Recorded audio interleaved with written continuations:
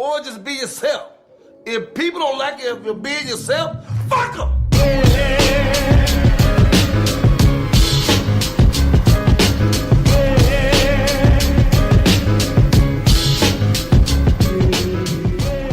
Los, Hollywood Kev. and welcome to another episode of The Noize on iHeartRadio. Make sure you follow all of the Beat Network social media sites on Instagram, Facebook, and Twitter. And don't forget to follow us at The Noize Podcast on Facebook, Instagram, and Twitter.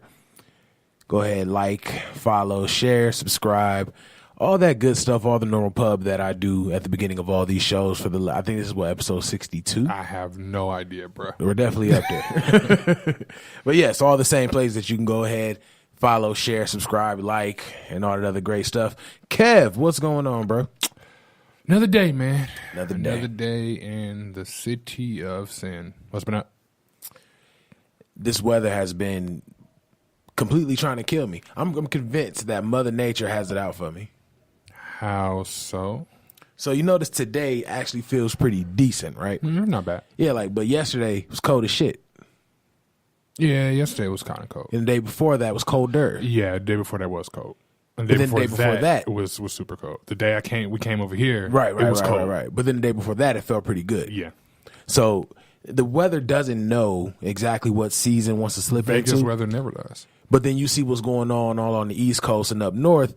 Even some of the spots in the South, they getting they flurries. I think Texas got snow, bro. Texas got hit. Georgia got hit, and for some reason that was like a trending topic on social media. Does it snow? I don't think it snows in Georgia, does it? No, I remember it snowed in Georgia, I want to say like 2 years ago, and they had their own little version of Carmageddon. Like cats were in traffic trying to get home from like downtown Atlanta to Marietta, Georgia, and it took them like 7 hours. That's crazy. And if you saw the amount of snow that actually hit the ground that kept niggas from getting home, I don't think they get snow that much. I but don't think they get snow that much. When they get it, it's just like what was the movie Bugs Life? I think it was, where the leaf fell in front of the ant. My man was like, "I'm lost." I'm just convinced that that's how Atlanta does when they finally get some snow. Yeah. It's not Bugs Life. No. It's Bugs Life. Was it a Bugs Life? It's Bugs Life. Yeah, he falls and then he's like, "I'm lost." Yeah. Everybody started panicking. He wigs out. Yeah, because I think Atlanta got that much snow this time around, and people are like handling a little different. Like, yo, okay, this ain't too bad. Right. But cats out in Ohio, they're all like, man, puss ass snow. Right. I don't even think they got snow. Not yet. I don't even think they got. I know they got some. Well, they've been having some like on and off snow. Like Ohio's been getting teased with snow for like the last couple of weeks. So you already know when they do that. When it finally hit. Yeah. Sorry, guys. I don't miss that life. I don't miss that life. I love my family, love all my friends out there, but they can have all of that. Keep it. Somebody was saying the other day when they came to the hotel, like, we see that Vegas gets snow sometimes. Like, how bad is it out here? Like, it's still the desert. Like, we don't get snow like what you're speaking about. Yeah, and the last time we did was damn near 10 years ago. Exactly. I had a couple come in from Alaska, and they were talking about like, it's actually colder here than what it is back home. We're like, I mean, that does make us feel better because we're dealing with it right now. But exactly. Cool. I'm good to know that somebody beat out Alaska. We're always looking out for all 50 states. Or maybe it's just so cold in Alaska they're used to it. So when they come here, they're like, oh, it's actually kind of cold here. Maybe they've been in Alaska so long it starts to feel warm. But when someone from Alaska acknowledges the cold and somewhere else, it's cold as hell. That's like us going somewhere and be like, yo, it's hot as a bitch out here. That means it's cold. I couldn't live in Alaska. You're outside chilling, polar bear walk, but no, I'm good. But you get paid for living in Alaska. Yeah, but everything. It's funny we're talking about this because I was just scrolling on my timeline and somebody took a picture. It looks like a half sliced watermelon that they were at the grocery store they were selling. Mm-hmm. It was $36 for a slice of watermelon. But why though? I don't know. I don't know if that's because shit is just extra expensive out there. I don't know. You know how hard it is to grow watermelon now? Right. So that money that you get for living out there, it's kind of balancing out the fact that food's so high. So they can have that. Yeah, they can have it. Listen, they got that. They got snow. They got actually cold, when they you got think about wild it, animals. Keep it. $36 for a watermelon. That means they must be getting a pretty solid check for living there. If you can comfortably charge $36 for watermelon, well, I mean that was it's realistic to somebody. That was just on my timeline. So it could be, like you said, it could be because watermelon's not in season. They live in fucking Alaska, so it's a rare commodity. It could be that's why. It's so like expensive. an organic Yeah, watermelon. who knows what the backstory is to that? But either way, the fact that they had the audacity to put $36 on a watermelon, I'm good. Bro, I saw organic mangoes in Smart and Final the other day, and I think they said they wanted like $4 For one, I believe it was either $4 for one or $4 a pound. that is kind of expensive. I mean, I've as of late, as of this week, I kind of switched over to eating a lot more organic stuff. Do you feel any different? Like, do you feel like that extra $10 for that $2 thing? Well, it's as I was getting at, it's not even that. Difference? It's not even that expensive. Honestly, it depends on what you get. What I got is really not that expensive. I can't say that I felt the difference yet, but what I have noticed is, like, let's say if I don't eat nothing, right? Like, eat nothing at all, and then I finally eat something that's an organic food. When I do go back and I eat something that's not organic, my stomach is like, nah, bruh. Like, no, this is different. This is different. I can definitely feel the difference that way. By that logic, eating organic is just introducing a problem, because now it's like you're taking away what your body's used to just to having issues, and now you're forced to pay the extra $10. In a sense, yeah, I'm slowly transitioning over. So right now, I really don't see it. But in a sense, yeah, but it's not necessarily introducing new problems. It just mean that that's how bad what we normally eat is. You must have watched like What the Health recently. No, I told you, I'm not watching that. I'm not watching that. I'm just trying to be better, man. Just trying to be better. That's all. So just eat lean. You ain't got to eat organic. And you know what? How do we even know all of this shit is organic? They could just put a label on a regular ass. That's piece exactly of what I've watermelon. been saying for years. Only the way that I can tell is different is the taste and the color. Like when you go, let's say you're getting ground beef because you're going to make burgers. Bright red, pink. This stuff don't even look the same as what we would normally get. So that, and then like I said, it tastes completely different. Like it tastes better. But it's been more lean. Like I get stuff organic here and there, but for the most part, stuff just that I eat is lean. It's more lean, less fat. Trying to stay away from bread, which is the hardest thing on earth to do, but that's where I'm at. All right, so you can keep it real with me and the rest of the ear hustlers. You're going vegan soon, aren't you? Hell no. Yeah, you are. Nah. Everything's plant-based. No, for number one. For two reasons. A, I like food. I'm not They doing have it. all kinds of food. I'm not eating no buffalo flavor cauliflower, bro. I'm not doing it. I had a really bad experience with buffalo, but I mean, With we'll an get actual to that. buffalo? No, not an actual. I was going to First of say, all, what type of shit you got I've going on? never seen a fucking buffalo in life. All right, the most I've ever seen on buffalo has been on ads and marketing. Okay. That's like the most I've seen. Look. But we'll get to that story after you finish your story about your vegan travels.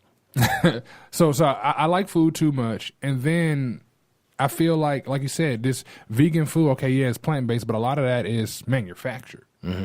I'm good on that. That kind of defeats the purpose to me. I mean, we talking about GMOs and all the other bad shit, all the other chemicals that they put in our food, but you want me to switch to a food that doesn't do with anything animal based or meat, but it has to be chemically put together in order for it to be something. Right. I'm good. I'll stick to my lean meats and go from there.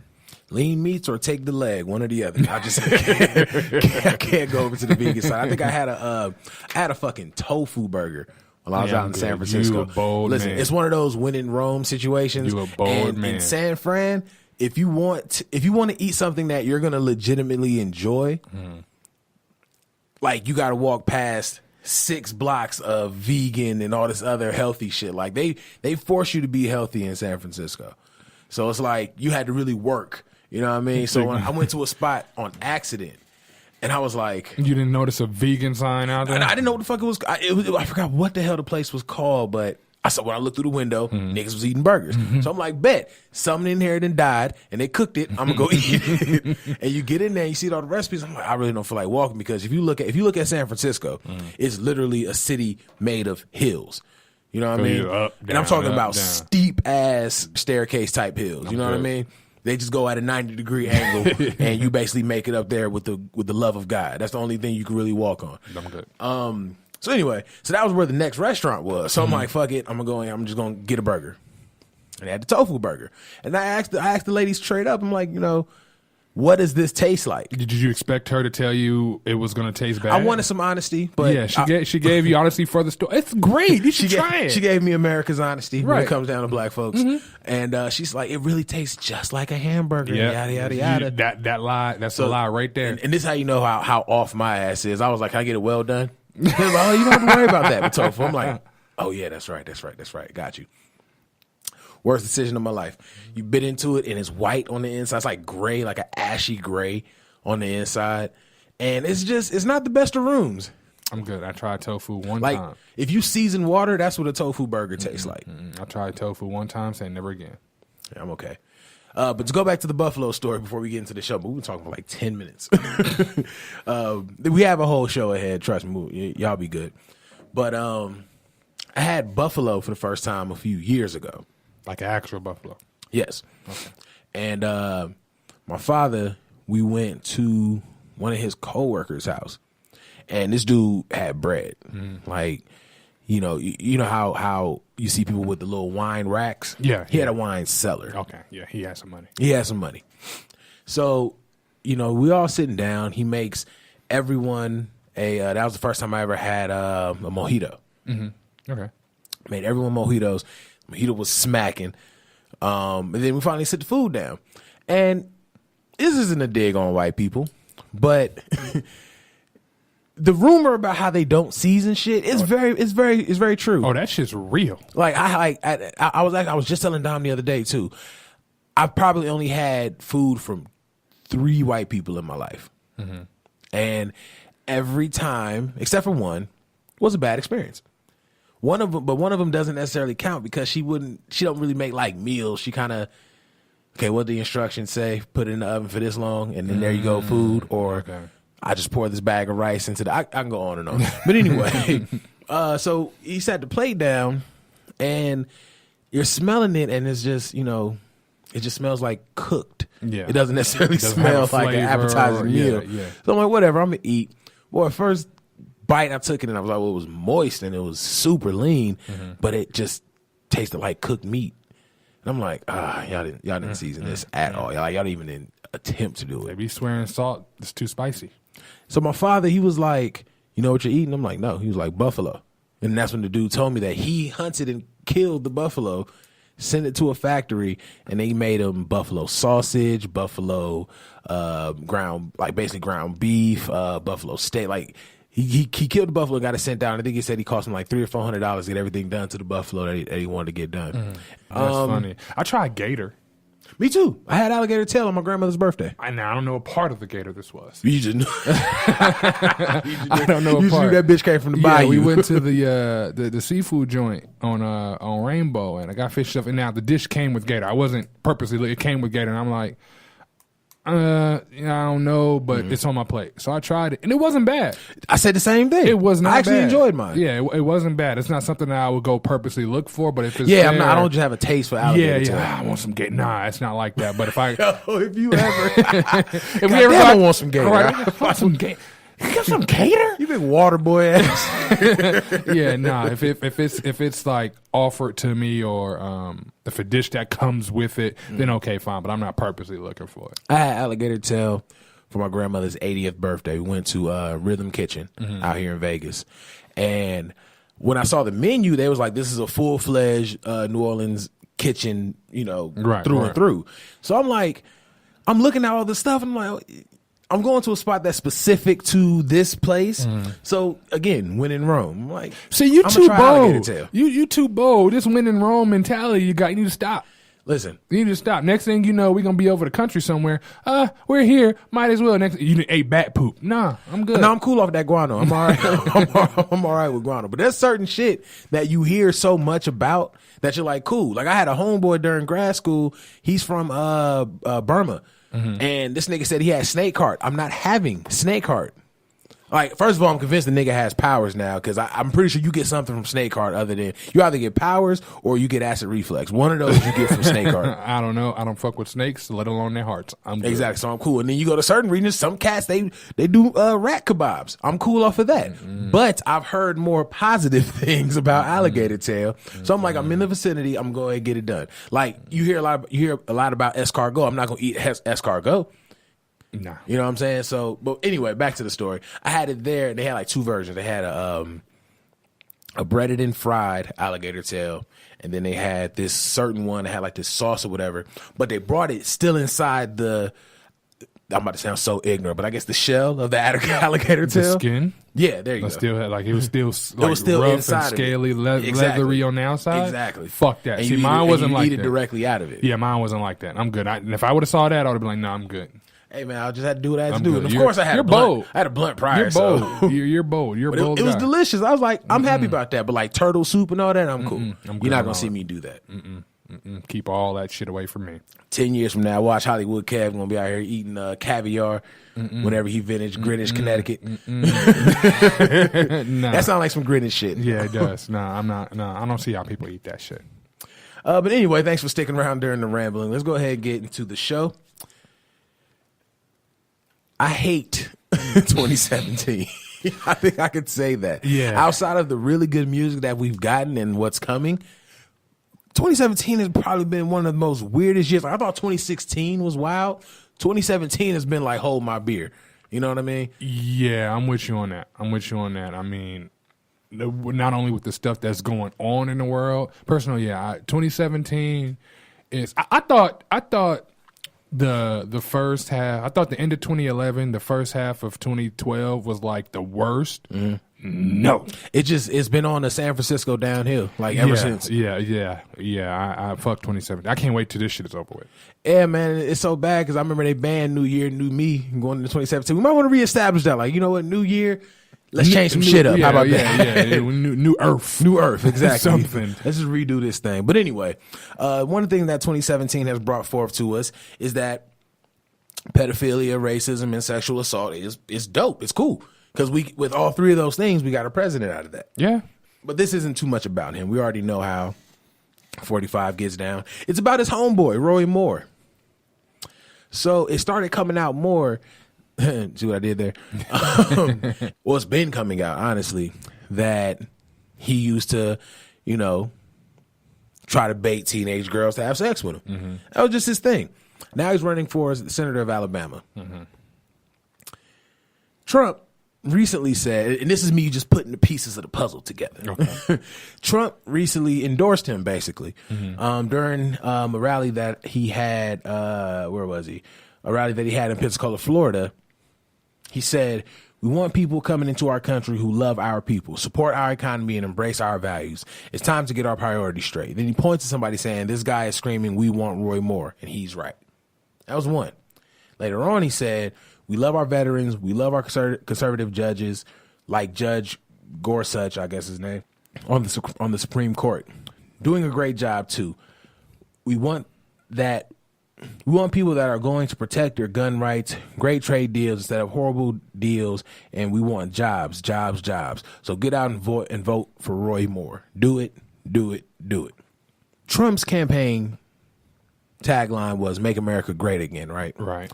And he's backing Roy Moore. Did you see what Roy Moore said back in September? Yes, I did. Okay.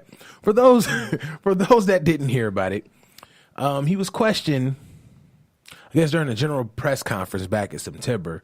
The only black reporter that was in there, from what I'm seeing here, he asked Moore when was the last time he thought America was great.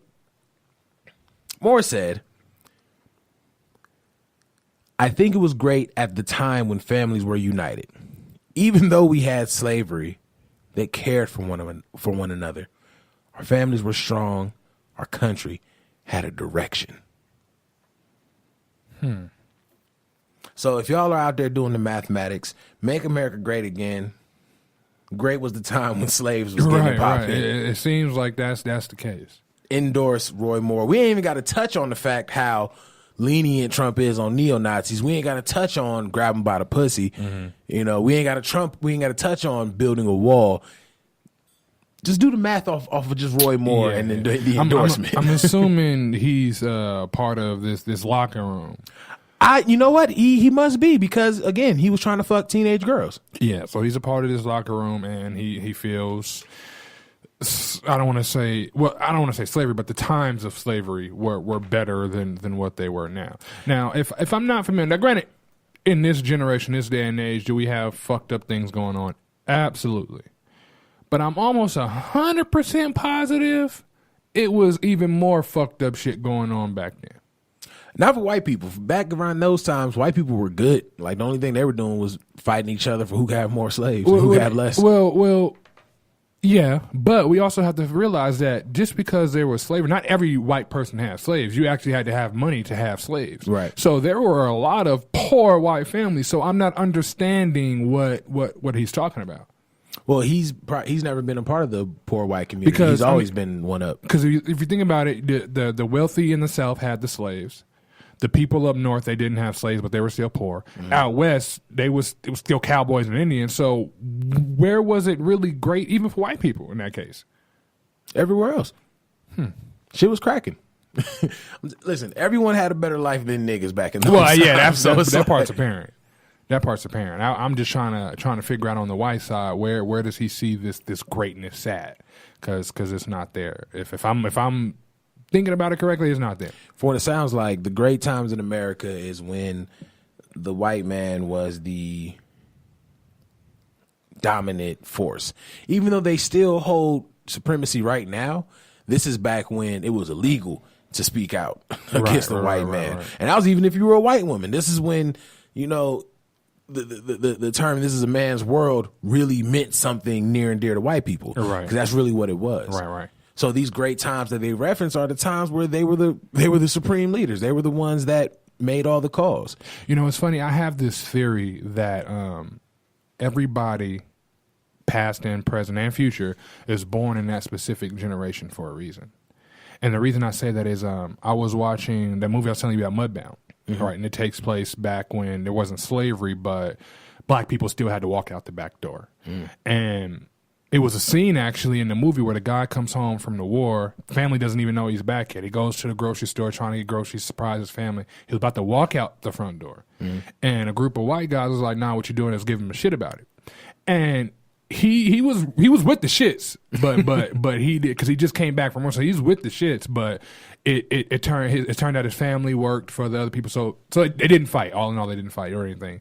But it made me think, like, I don't think I would be dead if I lived in that time. I wouldn't have made it to my age now. I say that often. Like, I wonder if my mind would have still developed the way that it did today. Of course how it is today isn't at the extreme that it was back then. Right. But I know my mind still developed this anti. Yeah, basically this anti-establishment. Exactly. So if I was developed around that time, I probably would have been the first one lynched. I'd have been the first one burnt at the stake. Exactly. So that leads me to believe that you had to be a strong individual to live at that time. To deal with that kind of stuff. Like, when you watch the video of those black teenagers going into that diner and sitting where, of course, they were told not to sit, and they throwing milk on them and throwing fucking cocoa powder and all this other shit on them, and hitting them and all that stuff. I wouldn't have been able to do that. I wouldn't be able to do that today. Right, and just in that alone, these people are mad because I'm sitting somewhere. Right. I didn't say nothing to you. I haven't harmed you. I haven't taken from you. I haven't done anything. Well, but you're mad because I'm sitting here. That shows, like, we talk about how these mental disorders with certain things, we talk about mental illness. That's a mental illness to me. Yo, hell yeah. That's a mental illness, and it's funny to me that's never addressed. Racism is a mental illness that's never addressed to me because it's America's ugly girlfriend. I don't even at this point. Okay, it's America's ugly girlfriend, but at this point, to these white people, she got the best box. Oh yeah, definitely. She got the best box, of course, because it seems like that's what they want to do. That's what they want to be around. Her head game is strong. It gotta be. That's why they continue to fuck with her, but they really don't want anybody to know that they fuck with her. Right, because she's ugly. Exactly. That's and it's a bad look for America when it comes around. Racism, America's ugly girlfriend. Documentary 2018 coming. Beat Network presents. Yeah, man. These are the great times they're talking about.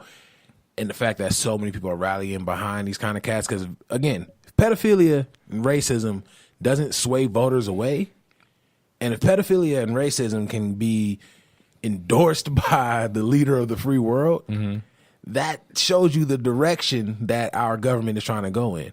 Like, as whoever's been listening to the Noize from day one, y'all obviously know we're not, big CNN political analysts or anything like that. A lot of the things that we talk about is just coming from a regular human's shit talking perspective. You know what I mean? Right, so I'm not the smartest person when it comes down to politics, but I at least have common sense.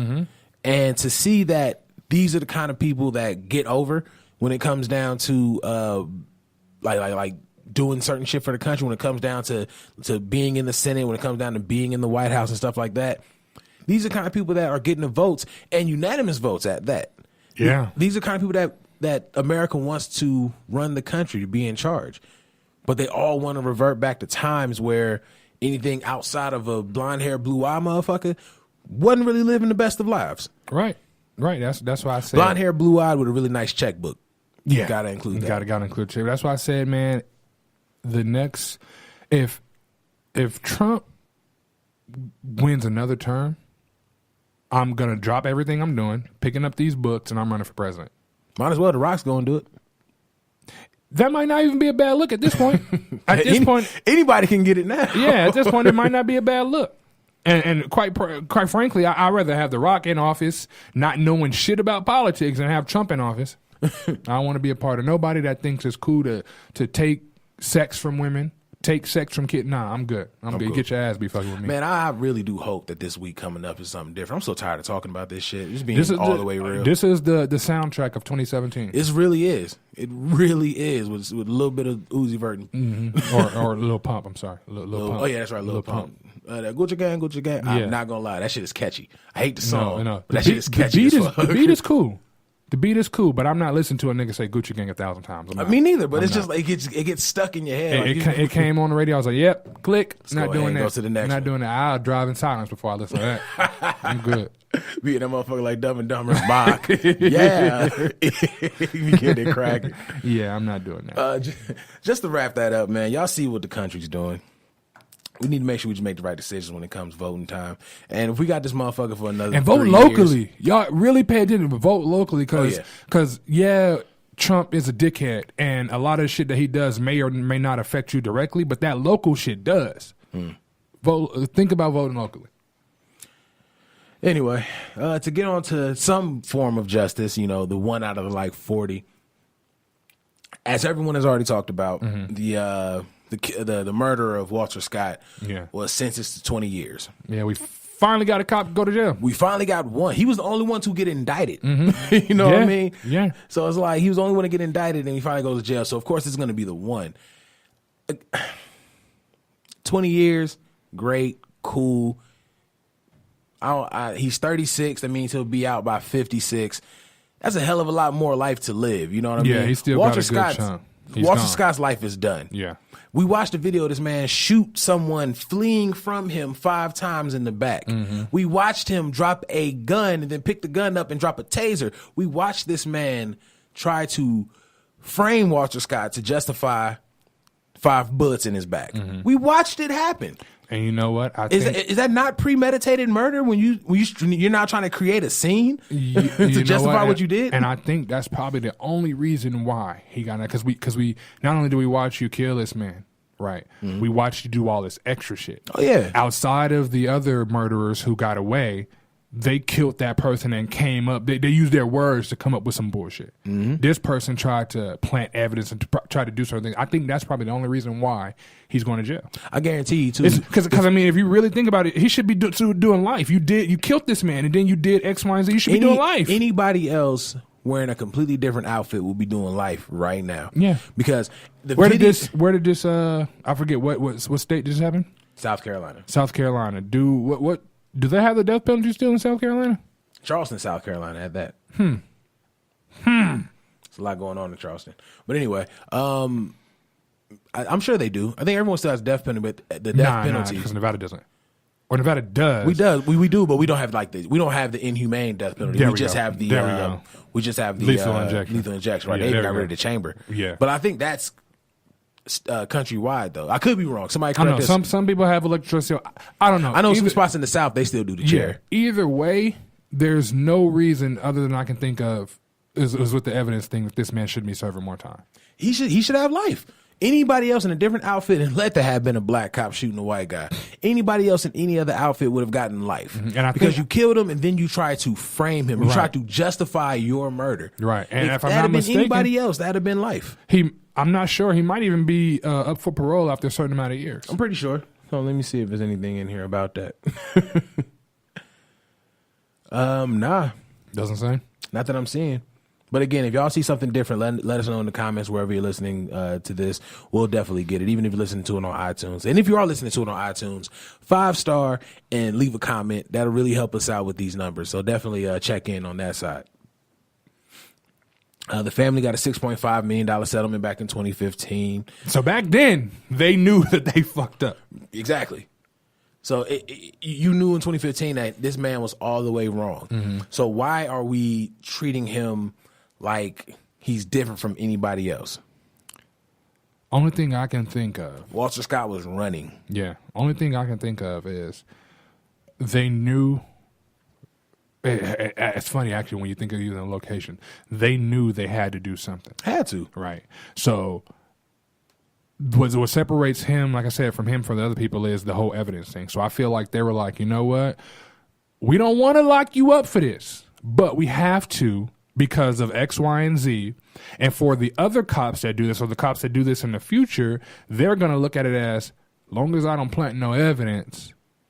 Yeah, you know what I mean? He's definitely an example of how not to get away with it. Exactly. But I don't think it was used to help other cops figure out the loophole. I think this was used to just shut black people up. Like when they saw, first of all, every last one of the body cam footage that we've seen has been, cut and dry. Like, come on now, this nigga killed this person. Right. You know what I mean? Right. But of course they gotten off. This was probably the most extreme case of there's nothing we can do. We literally watched Walter Scott. The video starts with Walter Scott standing in front of the cop and then running away. And then you see 5 shots in his back. And then you see him try to plant a gun. There's no way to contest that. There's no way to do it. So they probably was like, okay, this one is the most obvious. And even if we begin to try to justify what he did, we're going to be up Schitt's Creek just as much as he is. Right. So let's use him. Let's give him the one and then go from there. Like, dude, the names that we can go through before and after Walter Scott, this was just the one to give us that glimmer of hope. Right. And maybe Black Lives Matter is working. I don't want to talk about it too much because I don't have the info, but right before we started doing this show, I seen where I'm assuming it happened last year, another body cam, this particular body cam footage was not released, and they released it earlier today. Now, I'm not watching it. I'm done watching black people get killed. I really am. But I thought it was interesting that footage gets released on the day after this person gets sentenced, basically.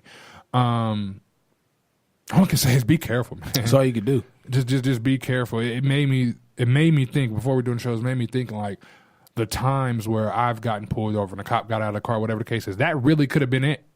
And you know what? And we try to explain this to non-black friends. Like I think I told the story on the show before when I got pulled over with a white homeboy and he wondered why I got tense. Getting pulled over shouldn't be a life or death situation. It should be a simple, what was I doing wrong? Give me my ticket or let me go. Basically, that's really what it should be. We should be in and out of this 10 minutes max. It shouldn't end with me dying. Shit, you remember when we finally got the video of Philando Castile? We already knew it was fucked up from the video from inside the car. We knew it was some bullshit. Right. So then when you see it actually happen and then the other cop even yells out, what the fuck are you doing? If we can see that it's a bunch of pussies with badges and guns that are out here, killing black people for doing absolutely nothing, why is this the only one that we got? And why is he not getting life? Because that gun in anyone else's hands is a life sentence. Yeah, you're absolutely right. You're right. You're right. It's a cop. Only thing I can hope for, and this is sad to say, but cops don't do too well in prison. Oh, no. Sometimes they do. Sometimes they get that special treatment because you're a brother in arms. Okay. You know what in Charleston, South Carolina, you think so? I think so. Bruh, in Charleston, South Carolina, they only, as we can see, the only thing they see is blue. That's the only thing they're going to care about is blue, and that's the only way that they're going to go about things is giving a fuck about the blue. So he goes in. Of course, he's going to have some immediate dangers naturally, but come on, man, they ain't going to let his brother just go like that. Especially he killed a black man. They really ain't about to let their brother go like that. If he killed another cop, he'd be fucked. Well, if he killed another cop, he'd be getting a chair. Oh yeah, that too. I don't know, man. I hope that more cops get convicted of stuff like this. I hope that more people that kill black people, whether it be a disagreement or you made me feel a certain way or something. I hope all them people can get their due justice. Unfortunately, we're just in a flawed system. Oh yeah, I can't wait till hunting season ends. That's gonna be great. That's gonna be a really great time. Like actual animal? Huh? No, on us. Oh yeah. I can't wait for that. Yeah, that'd be a great time. Unfortunately, we still got some time to go. I mean, I feel like we're in like a ceasefire right now, at least. I can see that. We haven't heard too much about it recently. I can see that. At least nothing's made the media. I can see that. Yeah, I can definitely see that. Nothing's been recorded. Yeah, I can see that.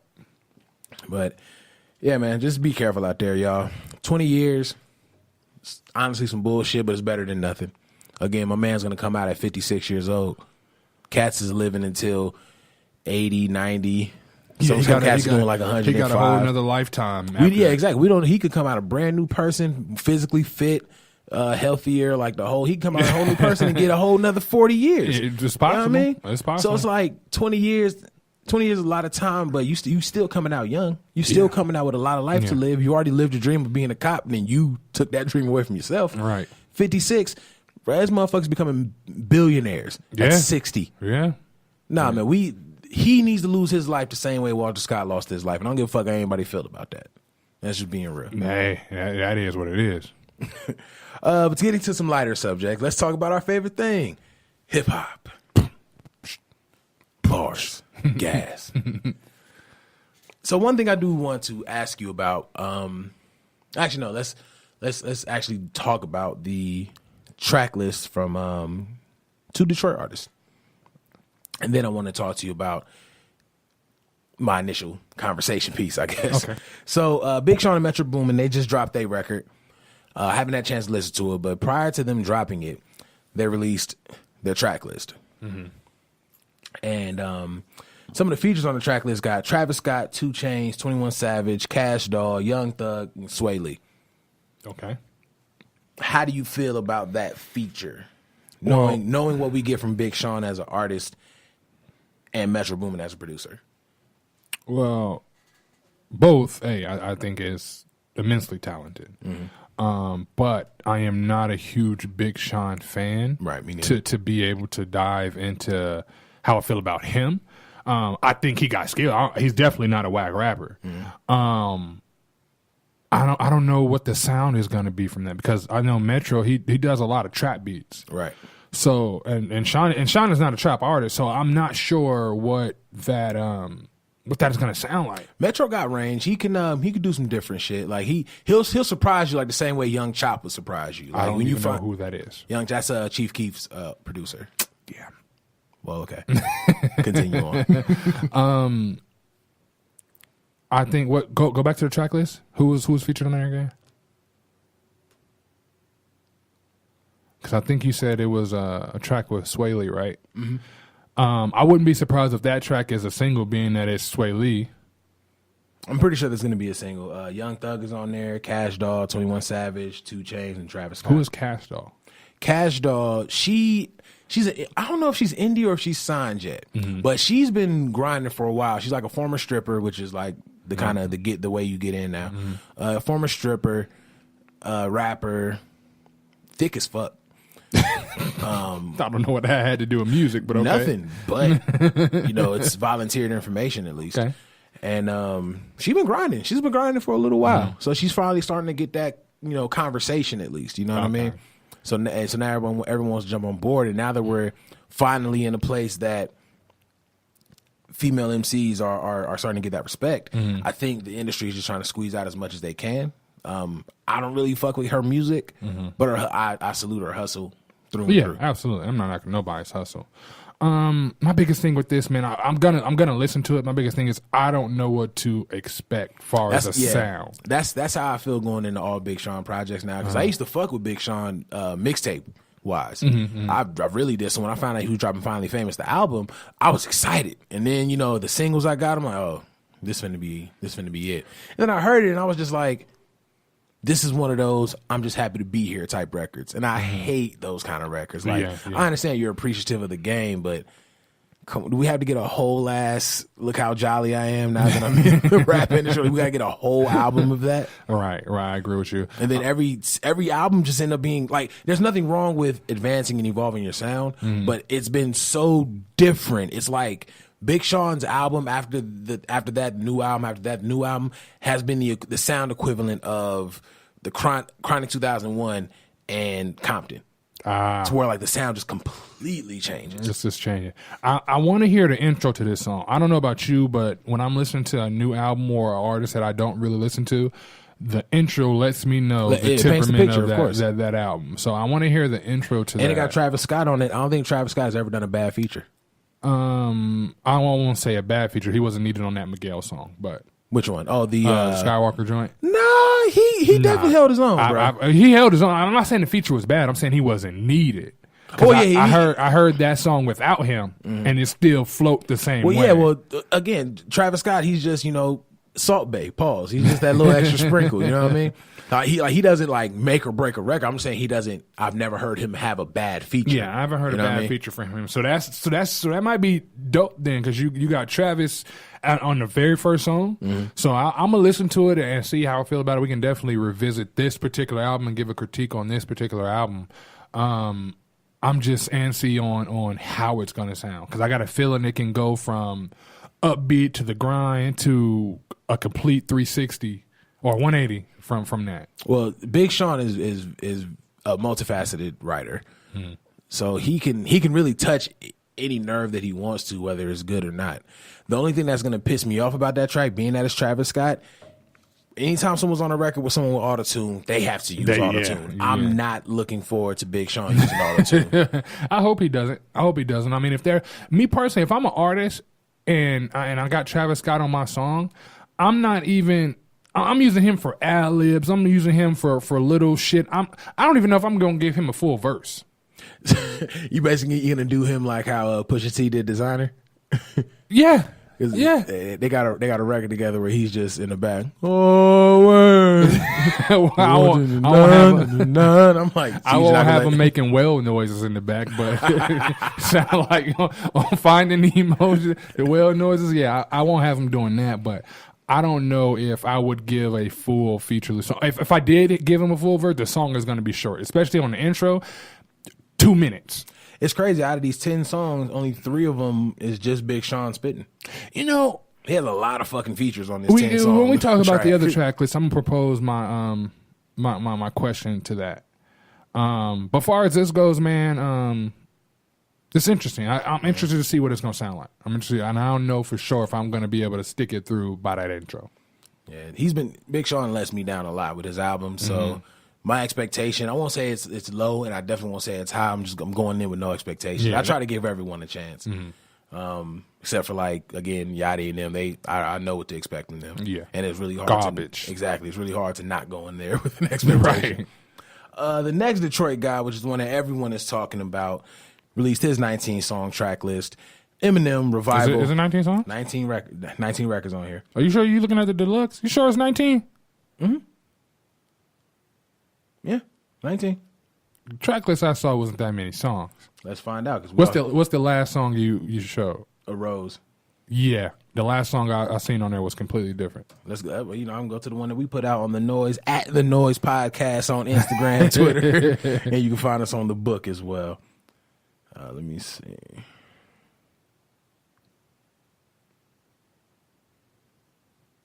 Yeah, 19 songs on this one too, and this one came directly from him. I could have swore I saw like a 13-song track list, or at least that's what they was. I saw the same one they had on Everyday Struggle. It was only 13 songs. Let's look at the one they had on Everyday Struggle. Because 5 of them were and this is well shit. I guess we're getting into my question. 5 of them I think were just him. And he had a lot of features, and I was going to propose a question. Why do you think artists, when they're putting out an album, I know Big Sean is not necessarily his album, but when artists have an album out, why is it so feature heavy? Especially if it's an artist like M that we haven't heard in a while, why is it so feature heavy? I think nowadays it's really starting to become, if you're an older artist, you have to collab with these new cats just because everyone is collabing with now these new cats. I can understand a single, maybe 2 singles. I completely get that, but it's 19 songs on there. How many of them is just him? 9. So at least he's close to 50. Yeah, at least 50%. he's close to 50%. Of course, when I saw the other track list, it was only like 5, but that's still a lot of features. That's a lot of features. That is a lot of features. And then from what I was looking at, man, that sounds like a pop album to me. Oh yeah, so let's go over these features before we touch on that, on anything else with this track list. Beyonce's on it. Of course, we heard the Walk on Water record, which I wasn't a fan of. Fresher's on it. Shout out to Fresher. Ed Sheeran is on it. Alicia Keys, Ex Ambassadors, Skylar Grey, Kehlani's on it. Pen Pink is on it. So, one rapper on the yeah. entire album, Yeah. outside of him. That's a pop record to me. And after hearing Walk on Water and hearing the content of that was for a track list like this to come out, that kind of validates the criticism he was talking about in that track. Mm-hmm. You know what I mean? Like, you are the MC's MC. You know what I mean? Like, you're our favorite rapper's favorite rapper. Right. And you put out a pop album. That's wild to me. And it was even more wild to me is Royce is not on this album. I even tweeted Royce like, yo, I'm surprised you're not on this album. None of Slaughterhouse is on this album. Well, I can expect that because, I mean, Slaughterhouse is not really a thing anymore, but... Yeah, they are. They still signed to Shady, very much so. They are signed to Shady, but there's nothing... Dog, they have an album that's been out. Or not been out, but that's been done. True. And it's been in the box. Something's going on with that in the workings, but individually, yes, they still are signed to Shady, but it's just odd to me that Royce was not on this, and for them to be boys, Royce to not be on this is wild to me. That is true. I'll give you that. I know he just released another single, Untouchable. I haven't heard that yet. It's like 6.5 minutes long. That's typical him. It's typical him. But because Rap God was like 6 minutes long. Yeah, but I fucked with Rap God. Rap God was dope. I fucked with Rap God. I love the message of Untouchable, but I feel like this was Eminem responding to all the black people that's been asking Eminem to say something on our behalf. Like, you know, all the white artists are quiet and everything like that. This whole song, he's spitting. He kind of does what Jordan Lucas does, but not in characteristics. What he does is he spits talking like a white cop or just talking like a white guy in general. And then he spits on the behalf of black people. So it's like the song is almost a reach, even though what he's saying is so fucking true. Like, he even has a bar in there where he says sometimes he's embarrassed to be a white boy. You know what I mean? So like everything he's saying is true, but it's just not a good song. It's better than Walk on Water. So the song itself is just not good. The song is kind of trash. The song itself. So if he took those verses and maybe had a different direction with the song, then it would be cool. I'm gonna listen to it, but why do you think he felt he needed to do that? Especially after having that freestyle, why do you think he will put out this? So I understand him maybe wanting to have this on his album, but why would this be the second single? I think M is just, you know, and there's nothing wrong with him being in this place, but I think M is just in such a place of clarity and, you know, really probably hitting the heights of his recovery that now this is happy Mary J. Blige that we're getting out of Eminem at this point, where the talent is still there, but the material is just like, at this point, that comparison. I like that comparison. Someone need to slip him a pill. I like that comparison because I think that's what a lot of people think. However, with this, if this is his clarity, I'm all for that. You know what I mean? Be the best of you. I get that. Of course, definitely. But if this is going to be the temperament of that album, then maybe he should just do features. Yeah. Maybe he should just do features if that's the case. It just pisses me off. No, it doesn't piss me off. Let me not say that. It gets to me sometimes because we'll have rappers who show you that in age and in healing and in self-realization, all this other stuff that comes with age, you're still able to put out an album that everyone can enjoy. 444 is going to always be my go-to example when it comes down to it. Mm-hmm. You know what I mean? So it's like we know what a grown album from an artist who knows their sound is supposed to sound like. I know that's digging kind of deep, but okay. Now with that, we have to look at two things with him though. Mm-hmm. Number one, he's white. True. Their growing up or their grown man, so to speak, is different from ours. 90% of the game is black. So, of course, we're going to identify with their adult-like albums more so.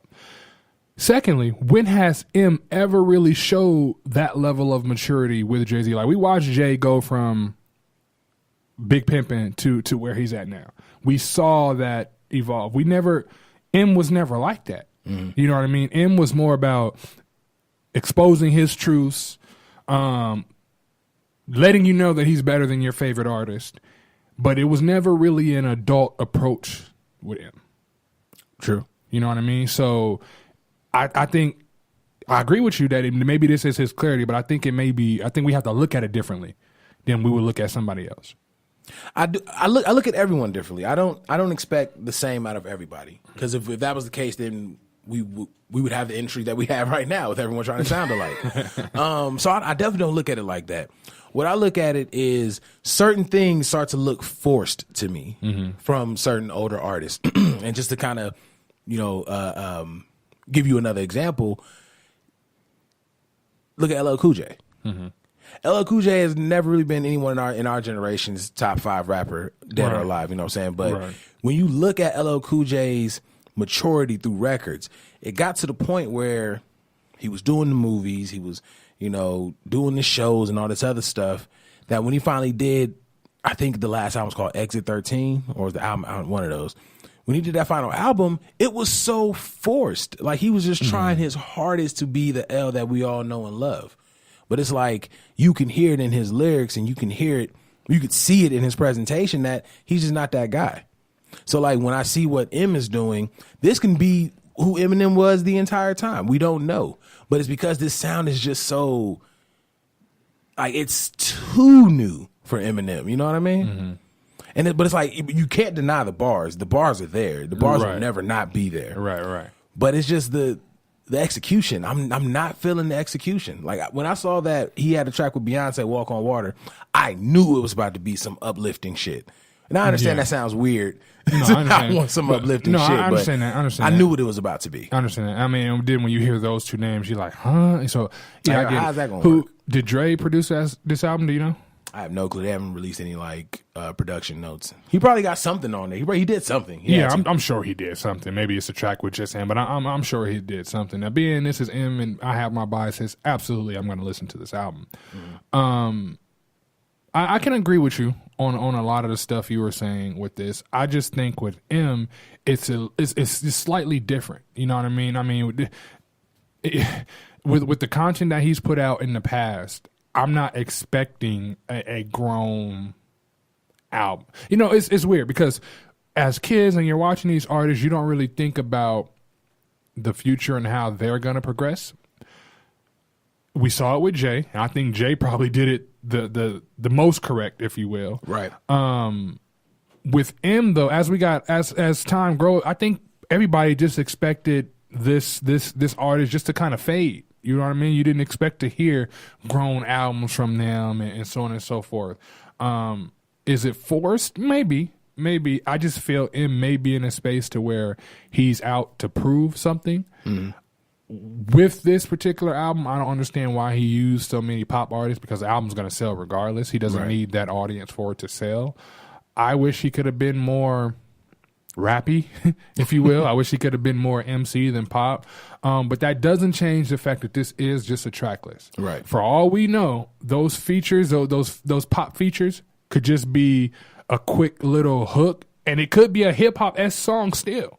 Well, yeah, I expect the one with Ed Sheeran to have a hip hop feel because Ed Sheeran has a very, very That guy urban is sound. talented. He has a very urban sound. So I look forward to that. But again, being that we have this new M, that record is either going to be really good and really hip hoppy, or it's going to be so deep. Let me sit in a chair alone and listen to this song because Ed Sheeran can get deep as well. Right. I believe it. I think this one is funny because I think everything that this guy does is very, very intricate. I think with the Beyonce track and this follow-up track, I mean, it's easy to assume that that's going to be the temperament of the album, but I would have to think that he put those two songs out for a specific reason. Because I know it's a song on there where he's giving you bars. Oh yeah, and that may be the one with Fresher. I could see that. And he could have easily put that one out. Mm-hmm. You know what I mean? So I'll have to assume that it's a specific reason on why he did this. And honestly, the only thing we can really do is listen to the album and go from there. You know what? I completely agree with you because I look at the two records that he put out. The two records were just conversation pieces. Eminem has a track with Beyonce. Oh, I gotta hear it. Right. Eminem got a record where he's calling out white people. Oh, I gotta hear it. It may not be the best records on there, but it's enough to get conversation started about revival. So now people are interested. What the fuck is this album gonna be about? Because I'm gonna be real. After hearing those singles, I'm not excited for the album, but I'm very interested of what it's gonna sound like. So I'm gonna hear it when it drops. Exactly. I'm not excited for it per se. I'm hoping it's dope because I need some new gym music. So I'm hoping it's dope that way. But I agree with you on that. And even to more to those particular singles, it wouldn't surprise me if he put out the track with Beyonce. Like, you know what? Let me bring some of her fans in because I don't give a fuck. If you're a Beyonce fan, Beyonce could be on the interview saying ABCs. Oh, you're watching it. I got some people in my friends list who despise Eminem, and they're like, "This song is okay, but only because of Beyonce." I'm like, right. And the did song, did you just big up Eminem? right. And then on the flip side, with the other track, you have the people that may not be fans of his, but heard that it's a white boy that's out there spitting about the shit that's going on. Let me go listen to that. Right. You know what I mean? Yeah, it's the exact same attention he brought with the Trump freestyle. Yeah. You know what I mean? So maybe Hip-hop he's awards. going that route. I just hope that it's not extremely poppy. I can only expect that the song with him and Pink is going to be a pop record. Actually, only reason I don't expect that is because I fucked with Won't Back Down. Me too. I'm hoping we just get another Won't Back Down. Me too. Yeah. I'm hoping, but that was still a pop record. Yeah, okay, I see what you mean. You know what I'm saying? So, again, we can only really listen and go from there. I would have to expect, though, that the person that's put a song out saying that, you know, he has these self-doubts and stuff like that, that it's only going to, for the rest of the album, is only going to give us bars and only going to give us good content. Where I'm intrigued when it comes down to the album is when I heard Untouchable. That was probably the most Eminem sounding, like as far as delivery, I've heard since Won't Back Down. So I'm like, it's a good chance that he's getting back to the Eminem flow and not so much the Slim Shady battle flow. You know what I mean? So that kind of keeps me interested in hearing the album. Like, okay, I know you obviously still have it in you. This may not have been the record, but you have it in you. So let me at least see what you're talking about. No, I can understand that. I can understand. Yeah, I'm not, like I said, I'm not overly excited about it, but I'm definitely going to listen, and I'm going to listen thoroughly to really try to break it down. Because I mean, it's not often you get artists. It's not often you get a J at this point, a J and an M album in the same year. That's wild. So, and it'd also be dope to see. It's funny. They actually used to drop consecutively. Like they used to like drop parallel to each other a lot back in the day. Back in the day, Right? You know, what I mean, when was what was outside of this? 444 was the Last time J they album? had an album in the same year. No, what was the last J album? 444. Not, well, I know that. I'm talking about before that. Magna Carta. And that came out in 2014, 13. Let's ask Google. It's been a minute, is what I'm trying to say. M has put out. I think M's last album came out 2015. So he didn't put one out last year. He just gave us features and verses. So he's kind of stayed in the public eye. All I was saying was it's interesting to see that these artists in the latter stages of their careers are still putting out decent content. Yeah, Magna Carta was 2013. God damn, Magna Carta was 4 years ago. Yeah, time flying when you're having fun. Marshall Mathers LP 2 dropped 2013. It did. Yeah. Wait, I thought that dropped later than that. That was 2013, partner. And guess what? That was M's last album before this new one. You sure? Marshall Mathers LB2 release date November 5th, 2013. Magna Carta was July 6th, I think it was. That was 2013. Did something come out in 2015? No. They both haven't dropped shit since then. Why do I feel like Bro, I'm telling you, they come out parallel to each other, it feels like Marshall Mathers LP came out 2015.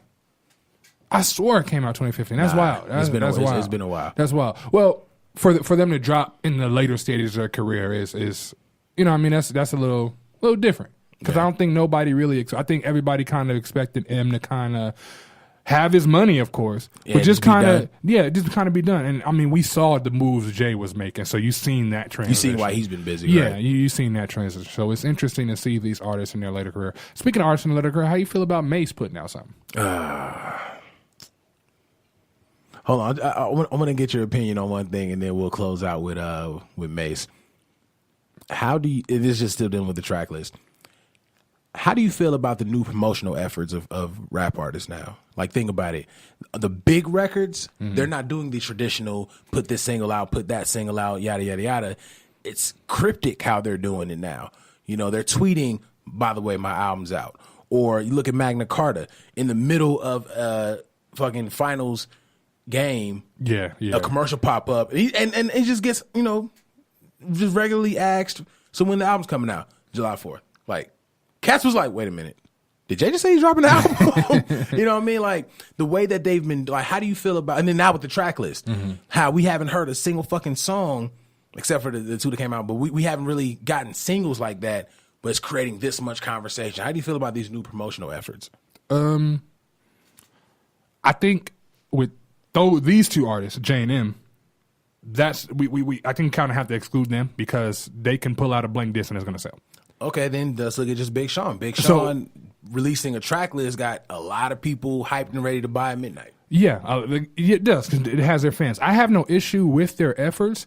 Honestly, I think social media made it easier for them. True. You know what I mean? Because back then, you remember you used to get the little single tape. It just had the one song on it. Mm-hmm. Whole different album cover and everything. Exactly. So we went away from that to somebody being able to be like, all right, I got this album coming out. The project's done. Let me go tweet about it. It's a little bit easier for me. I have no issues with it. Yes, it makes things more mysterious in the sense that you really don't, like with this M album, you really don't know how it's going to sound. Right. But I have no issue with how they're doing it. I say I'm all for the artist. So give the artist that complete control. Let the artist pick what single he wants to come out. Let the artist pick what he wants to say to his fans and so on and so forth. And also let the artist live and die by whatever he or she does or says. You know what I mean? If you go out there, you bashing your fans or whatever the case is, you got to live with that.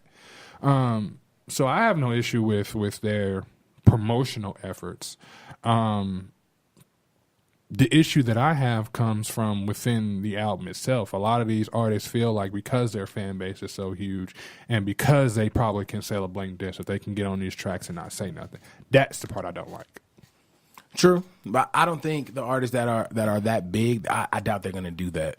I doubt they're going to not. The big artists, no. I doubt they're going to put everything. But no, you see a lot of these younger artists, they just drop out. They just go. Like, it'd be a bunch of albums coming out. I had no clue they were even coming out. Like, you had some shit on the way? Yeah. You know what I mean? Like, the fact that Gucci Mane has already put out like 13 albums since he's been out of prison.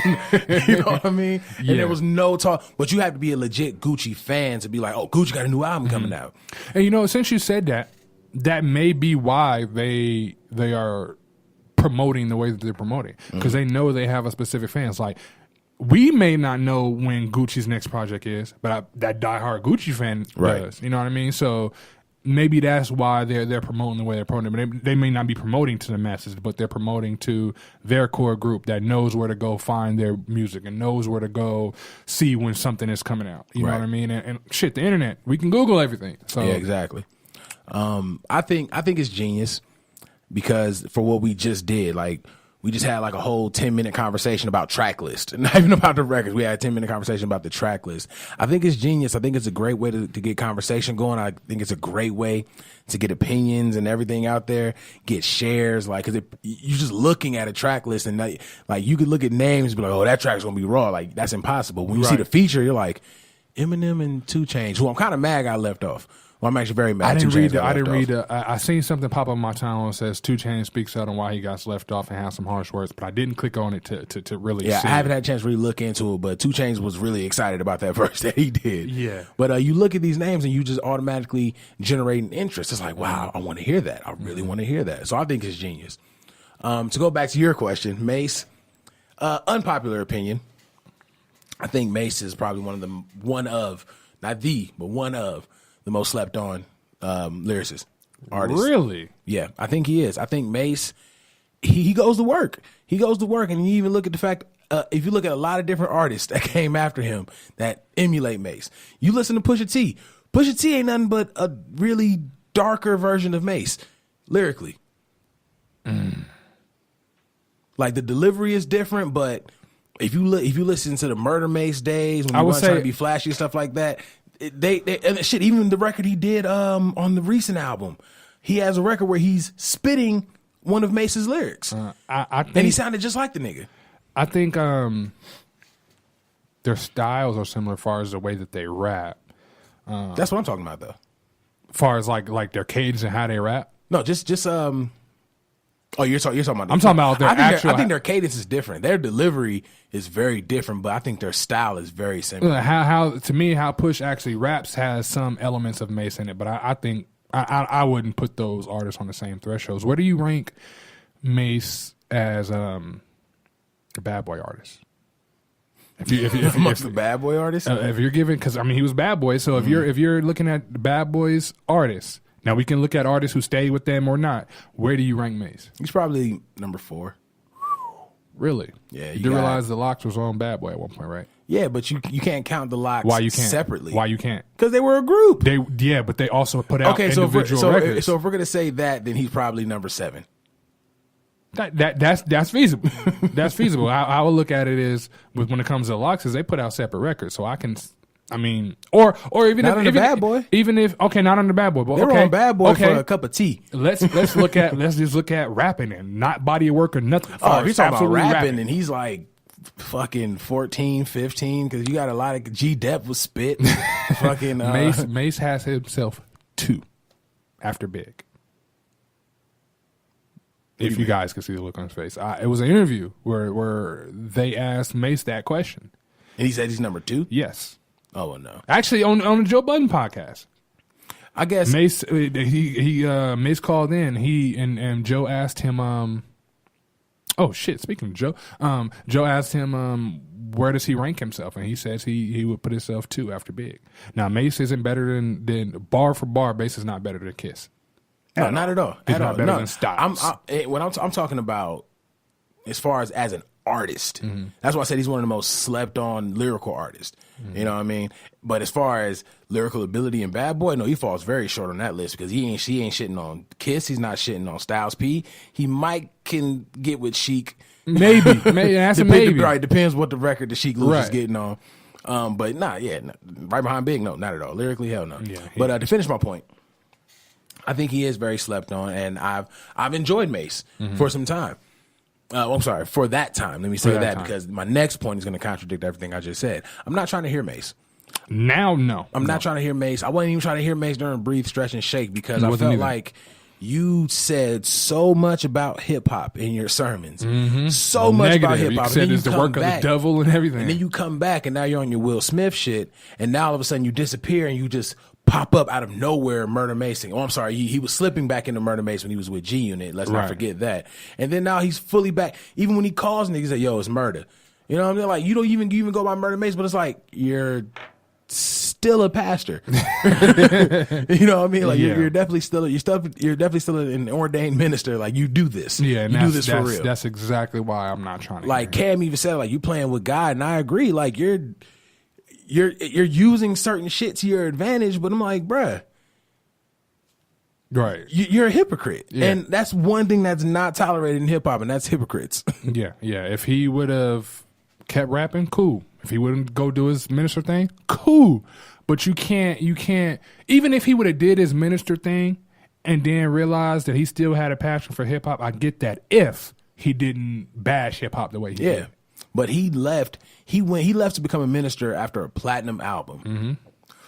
So it's like that made me feel like he really had a spiritual awakening. Right. And I was just like, wow, like, I think it's wild, but I salute you for doing that. Then when he came back, I was like, all right, I have questions because you're definitely talking shit about hip hop, but I see you're doing Welcome Back and Breathe, Stretch, and Shake. Like, you're doing happy rap. You're Will Smith rap. Right. Then, like 2 years later, you're in the window shopper video with Fifth. Then you're on the record. Nah, nigga, I don't know who robbed you. I don't know. You're a pastor. And then fast forward more years, you talking about Cam fucking his sister that he ain't got. I'm like, no. Now I have no interest in hearing Mace whatsoever. And to me, he looks like a clown now. I agree with you wholeheartedly on that. Wholeheartedly. I guess this can wrap it up because I wanted to get your opinion on this. What's up with Migos, man? They planning some shit, boy. What's up with Migos? Did you see that they're trying to get at this video? Yeah, they put out a whole ass casting call. Hey, we need somebody to look like Joe Budden, Nadeska Alexis, and DJ Academics. Now, I did watch. I feel bad for the nigga that shows up that looks like DJ Academics. That's a chipmunk looking at it. It's easy to find a nigga that look like Joe. Just get a bald nigga with a beard. Exactly. And a light skinned bald nigga with a beard. They're gonna get a Puerto Rican. Yeah, absolutely. They're gonna get a regular ass Puerto Rican. I wouldn't dude. be surprised if who looked like him. One of them damn boxers. Is it Kodo that looked like Joe with a beard? It's one of them damn boxers. I don't think it's Kodo. It's one of them damn boxers. No, not Kodo. But anyway, maybe I did. I look at that Kodo in my head. I'm like, I did watch Everyday Struggle after, and I thought Budden's response was epic. But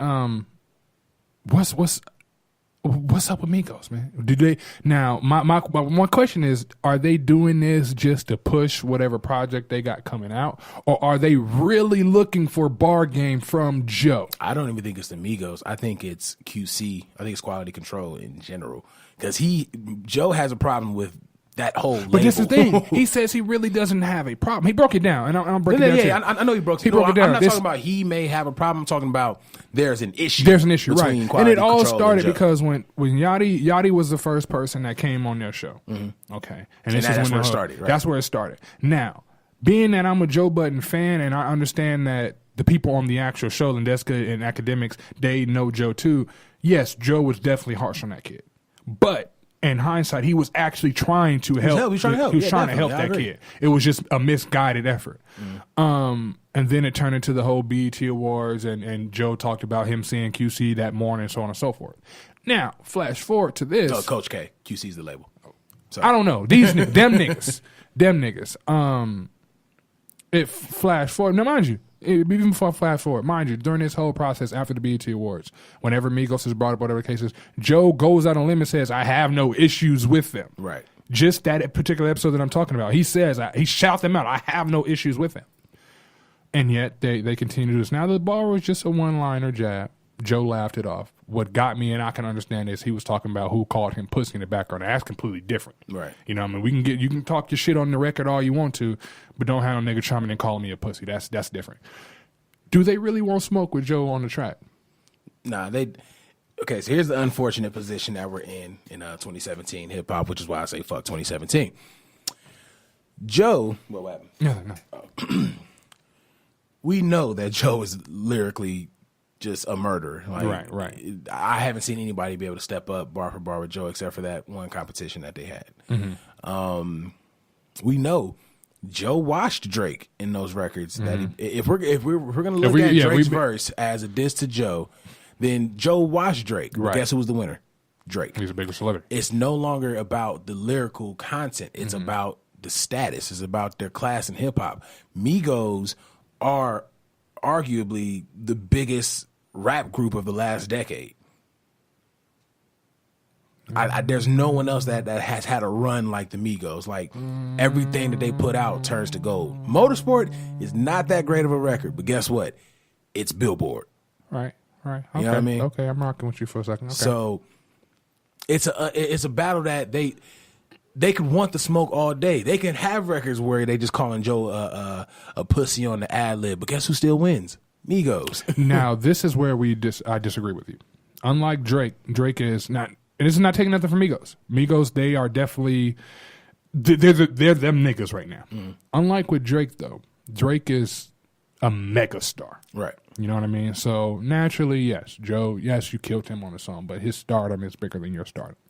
With Migos, even though Migos' stardom is bigger than Budden's currently, I don't feel that it's that much bigger because this guy went from Mr. Irrelevant to we see and talk about Budden every day. He is in the media every single day and has not put out a record. I agree with you when I know it's not about the bars. However, with Migos, being that they're more initiated, and I think that their fans want bars sent their way. I think Migos fans want bars sent Joe Budden's way. No, they don't. Migos fans don't want bars, period. They don't. But I say that to say that it could have easily been some street shit. Mm-hmm. It could have easily been some street shit. But Migos took to make it a song thing. Right. You know what I mean? It could have been some street. And the only reason that it's not going to go to the street is because Migos and Joe Budden are very respected and very thorough in the street. Right. So they know what it could be. But they know that this isn't a beef about no street shit. This is a beef on opinions. Right. Exactly. And when you look at, of course, when it comes down to their stardom, Migos are bigger stars than Joe Budden. Mm-hmm. Joe Budden has had a resurgence in the entertainment industry because of his comments, not because of his lyrical ability. I wish it was his lyrical ability, but that's not what people in this day and age is checking for. So calling Joe Budden a pussy on the ad lib is going to beat out a whole ass diss song from Joe Budden at the Migos. Prime example that they don't give a fuck about lyrics is Offset can actually spit. If you hear some of his solo shit, Offset got bars. And this is why I kind of this is why I kind of disagree. Granted, we are in the age where lyrics really don't mean much. However, I have been seeing as of late within the last quarter, the lyrics actually have been meaning stuff. And honestly, it's because of a female rapper. Right. Because of Cardi, lyrics are starting to make a resurgence. If we're being honest, I would say Cardi and Young M.A. have made a lane for lyrical women in hip hop. Well, yeah, they made a lane for lyrical. If you think about it, they really not checking for dudes to be lyrical. No, they made, but I'm saying they made a resurgence in lyrics. Now it's a little bit paid attention to. Like, okay, did you hear what he said in the track? You know what I mean? I'm saying it's just a little bit more paid attention to than it has been as of late because of those women. And I never heard Offset rapping none of his. I'm not listening to none of them niggas like that. But I do believe that they and their fans are convinced that if it came down to bars, that Migos will win, and they want that bar for bar smoke. Now, is Joe gonna go out and do it? No, he's not gonna go out and make no song. Even after this video was made, there's not gonna be a diss track coming from Joe. Which I'm thankful because I do not want him to beat up on these little boys like that. But that's it. We're going to look at it as Joe's beating up on the Migos because we like bars. Mm-hmm. Overall, Joe's just going to get marked as an old nigga. That's honestly, that's where we disagree. I don't think that.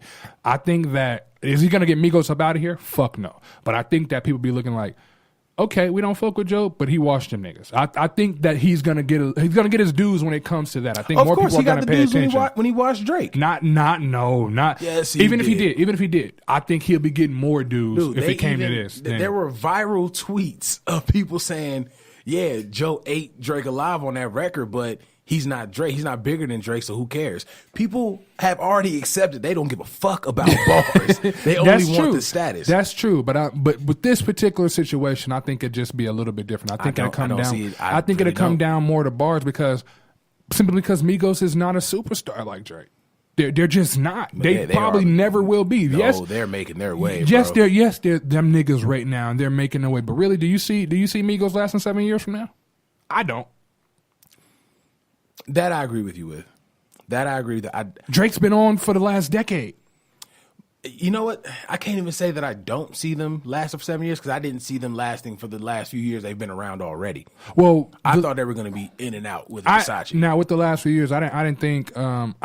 With that, I thought that was a start. So for me, I was like, nah, they're not. They're just getting started. And another thing with the Migos, how I look at Yachty, and honestly, I can't even say the same about Uzi Vert because now his work ethic has been to the same caliber of Migos.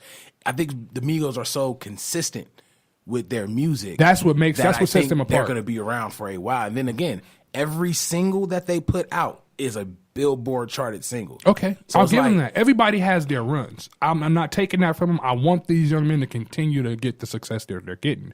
All I'm saying is, especially as they're branching in their solo careers, as time progress, I don't see them lasting long. For instance, we were in December now, so what? And in the summer, Quavo was that nigga, right? Quavo's still that nigga. Yeah, he's still that nigga, but who's talked about now? Offset.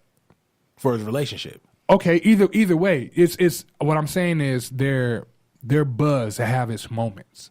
You know what I mean? Quavo had his moment. Everything, this nigga could have went outside and just stretched, and he was that nigga. He had his moments. I'm just saying that they're having their moment now. They're killing it. They're going to continue to kill it, maybe for the next couple of years. I just don't see them lasting another 5 to 7 years. I'm curious. I don't want to say I do, and I don't want to say that I don't. But I would definitely say that they have shocked me with the amount of time that they've been around already, and that's just a telltale signs of what's happening right now. You know, even when we had Muda on here, shout out to DJ Muda, the sound changes so much that no one is really going to get 5, 6, 7 years. You know, we get 1 or 2 in between the times, but even then, Kendrick and Cole came out in like 2011, 2010. You know what I mean? They came out some time ago. But, you know, I say that to say, if you look at the run that Migos have been on, how much music has changed in just those few years, one of their biggest things, because they have such a simplistic style of music, they're able to adapt to every change. Let's say music somehow slips back into the lyrical area, you know what I'm saying? Offset could easily become the new top guy of the team. Because like I said, he can spit. I wouldn't say he's a dope-ass lyricist, but when you make Offset rap, he rap. Okay. Actually, you know what? You know where you may have actually heard him rap? The Calvin Harris joint that the Migos are on. Didn't hear it. You didn't ever heard that record? That record was huge. Didn't hear that record. Well, whenever you listen to that song, Offset is actually spitting. I'm not taking nothing from him. I don't see, even if it goes back into that lyrical space, I don't see the non-lyricists thriving in that because it's been out of a lyrical space for so long. You know what I mean? Yes, they could change the times, but it gets accustomed to being in that particular space where lyrics don't mean nothing. And then transitioning into a lyricist, it's a lot that goes into that. You can't just wake up one day, I'm gonna be a conscious rapper. Yeah, exactly. No, it's not how it works whatsoever. But you got to look at the times right now. If you really look at it, ad libs are more important than the lyrics. Right. Ad libs are way more important than lyrics. That's the only reason Quavo is in such high demand, because they want the Quavo voice doing all this stuff. That's why Travis Scott is so big. Yeah. Because of his ad libs and his sound. You know what I'm saying? If I'm being petty, Joe, I would make a song and make it sound similar to how these new niggas rap. Nope, you can't. Only reason you can't do that is because Hopsin did the same thing, and they said Hopsin may have accidentally made his best record ever. But I'm saying I would do that to diss him. I would sound like him to diss him. I would just leave it at that. I just wanted to get your opinion on that because I thought that was funny because it came out of left field. I know they had issues or what have you, but I thought that came out of left field. I figured it was coming. I didn't think it was gonna come on a whole QC compilation tape, which leads me to believe, and the fact that this is the promotional record for the compilation tape, it leads me to believe that they're all gonna say something.